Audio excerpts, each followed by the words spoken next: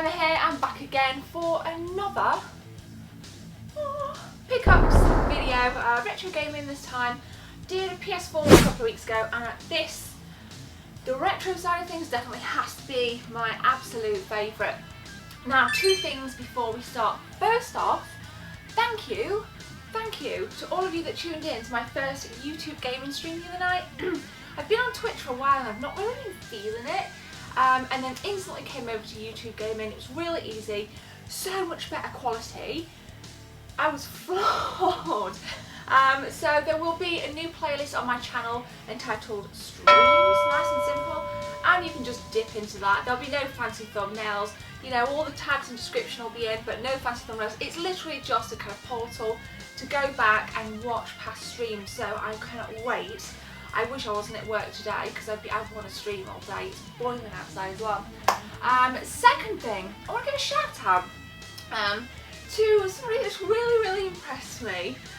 Revived Slayer's channel will be in the description. And I say impressed now, here's the disclaimer before anybody starts. Jake is my cousin, and he's been shying away, I would say, from YouTube to getting actually on the platform for quite some time. And I watched his first video the other day, and you know what? Commentary quality, you know, the clarity of words, the actual output of gameplay really impressed me, and the kind of flow of commentary of the gameplay was really good. So I will help you out if you help me out. I will subscribe to you if you go and subscribe to Jake's channel. Let me know in the description, in the comments when you've done it, and I'll give you a sub back. And that way everybody's happy, because I know people get a little bit pissy and whiny, you know. He is my cousin, and I'd love to see his YouTube channel blossom as well. And I might do a shout outs video for just other channels very soon, but we'll see how it goes. So drilling down then into pickups. Wow, it was the Super Retro Games Fair over the weekend. It was good. I really enjoyed it, and I've got some cool stuff on my feet. I'm going to start with my favourite two items, guys. They are consoles, so let's get the first one. I've been thinking about this for quite some time. I wanted to start collecting the transparent coloured N64s with all of them. You know, you can kind of see on the box. The box art's really nice on this. And I just laughed to myself, and I'll show you on B-roll that there's a little corner missing here, and it says £10, and it wasn't £10. It was quite pricey, and it just made me laugh that somebody actually sold this for £10 once. Absolute class. Now again, I'll show you on the screen. This is immaculate inside, really nice. Box condition, aside from this little snag on the corner, is pretty solid. I'd give it a good, you know, lingering between 7.5 and 8 out of 10. It is my first. It is my first. Now, help me out here. Help me out. What's a good price to pay for these? This actually cost £80. I know I got an absolute bargain on it. I say pricey because it kind of did blow quite a chunk out of my budget for the day. But I know a lot of the other colours will be sold for around the 120 mark. Is 120 a good price? Let me know, because I would like to collect them all. I think that's a pretty easy task to complete over this year. So I'm going to definitely be kind of keeping an eye out for other colours. Next up then, guys, is this. Oh, my 6 SNES in the collection, the Street Fighter 2 Turbo. Love the box art on this, absolutely love it. Now again, you'll see that this is in really stellar condition. You know, even all the kind of paraphernalia, the little bags and things like that, really nice. Box, I would say, is between a 7/7.5. And again, it is my 6th SNES in the collection. I've got the Super Mario, Street Fighter 2, and NTSC Mario World, and I've got an unboxed one as well. Yeah, I've got an unboxed one. So this is actually my 4th box, and I've got 2 unboxed. So there's one here and there's one over there. So really happy with this, and I want to give a massive shout out to, if you're in Leeds actually, you need to go and check them out. Convert to Cash in Leeds. Jess and I found it nearly a year ago. Let me just put this down. And it is rammed with retro games. I am not joking. Convert to Cash, you think, oh, it's just going to be a place that sells gold, it's just going to be this. Don't, you know, it's really awesome. So Again, I'll link their Facebook page in the description. If you're in Leeds, you must check them out.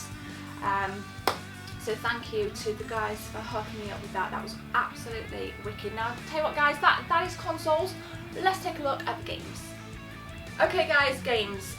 First up is an N64 game, never played it, Wipeout 64. Familiar with the series, not familiar with this game, and I figured it would be a nice christening title to whack on my new N64 that you saw there right in the beginning. So if you've played it, please let me know.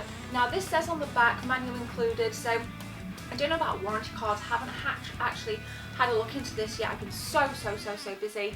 But I really enjoyed Wipeout on the PS1 back in the day. So fingers crossed there'll be some consistency with this. Hopefully, I'm really hoping. When I picked it up, I kind of checked out the box art and I thought, you know what, that really does look like Wipeout. Because some series really do change and evolve, like the Ridge Racer series.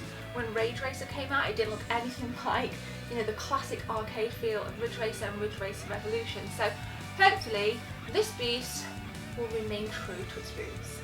Next up then guys is one of those impulse purchases, and I say impulse purchases because I've not played it before, and I looked on the back and I thought, this looks cool, I'm just gonna get it. It looks like a nice dungeon crawler RPG, and it is the Immortal. Unfortunately, excuse me, missing the manual.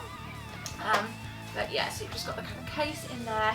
I mean, a little bit dirty, probably I'm going to give it a little bit of cleaning, but I did say when I did my games room tour that I wanted to beef up the Mega Drive collection, and I figured this beast, you know, again, hopefully it will be good. Typically I really enjoyed EA games back in the 16-bit days, so I'm hoping, my hopes are high.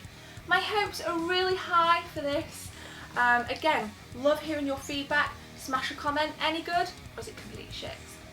Next up then guys is a title that I have been spying across various markets and expos over the last couple of years, but I've not bothered, and it is Wiz and Liz, another game that I never came across as a kid and I haven't played as an adult, so herein lies your aspect of contributing to this video by just smashing a comment below. It looks pretty cool on the back. I really like the colour palette actually, lots of blues, greens, purples.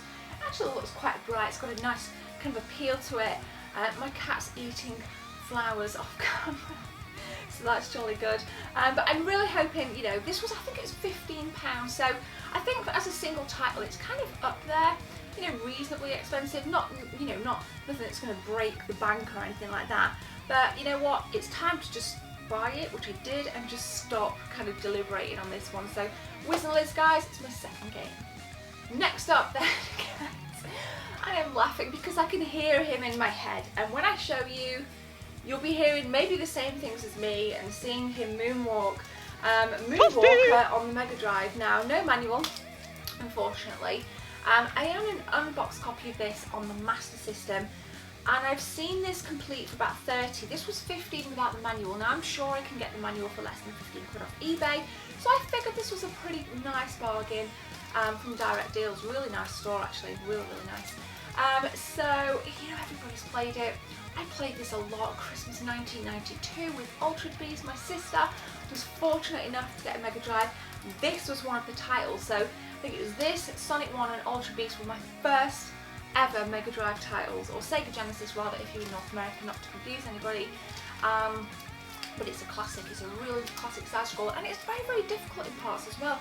It gets really frustrating around the level when you hit the cemetery. Oh man, I was fuming in some points. I'm really trying to get past it. I think as a kid I never did, but as an adult I have beat the game. So it is quite satisfying. I love the DVD. I got a lot of love for Michael Jackson as well. So there we go guys, Moonwalker. Next up then is a game, surprisingly, that I don't own. I've played the hell out of, and it is Super Mario Bros. 2. The Mario Bros. Game that really stands out for me back in the 8 and 16-bit days, because obviously we had this kind of ported across all the All-Stars. It feels so different, and it seems to me like we tend to forget a little bit about Super Mario Bros. 2. I really like it. I really did. As a kid I was like, this doesn't feel like a Mario game, and I'll find it really hard to adapt to the difference, but you know, it's kind of really grown on me. as an adult, and I really enjoy it. So surprisingly, like I said, I was kind of picked it up. I'm like, do I own this? Do I own this? Obviously I have my All-Stars, but I didn't own it on the NES. Now again, it's missing the manual. It seems to be kind of running theme with this palm, but I don't care because you guys know it's really easy to kind of snag a manual from eBay or Amazon, whatever. Or certainly an Expo. I should have maybe looked around a bit more for a manual. But there we go. The box is a little tatty, as you'll see, but it's cool. A little bit of sun damage. I'm okay. 10 quid. Can't go wrong. Finally, guys, is a GameCube game from a classic series that burst onto the gaming scene on the PlayStation 1, and that is Spyro Enter the Dragonfly. 6 quid, so I thought that was pretty cool, and manual included. There we go. This is a complete version, a complete game.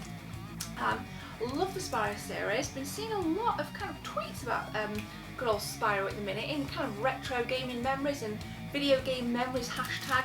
So, you know, it kind of tempted me to really get back into the series myself a little bit, and I haven't bought. I've kind of neglected my GameCube collection, so I think it's time just to kind of add the odd game in every now and again. With the GameCube, I always say I go for staple titles. It's not a console that I really want to boost the collection for. Do have most of the staple titles. There's a couple missing. I think Metal Gear Solid Twin Snakes, and a few others. I'd have to kind of think that through there. But if you've got any more kind of really awesome GameCube recommendations, please throw them in the comments. Again, I'm always taking recs, you know, because it just helps me to kind of, when I go out game shopping, which is quite often, I know what to look for. And also as well, when you're listing a game for me, maybe just stick a ballpark price there so you kind of know, or at least I'll know I'm not getting ripped off. But I don't think I got ripped off here. Spyro Enter the Dragonfly GameCube, 6 quid. So there we go, guys, that concludes the pickups. We got the N64, we got the Super Nintendo, and a little heap of games there. Spent a lot of money as usual, and had a really good time as well. I always get a lot of tweets and messages after saying, just seeing you at the gaming market, and I didn't want to talk to you because I didn't think you'd have time, or I was a bit shy. Just say hi, I don't mind, I really don't mind. But you know, I'll talk to most people. If you've got time for me, I've got time for you. So thank you for watching this video, guys. Please like, comment and subscribe. Happy Thursday. We're going into the weekend now, thank God. My name's Gemma. I'll be back tomorrow. Take care. See you soon.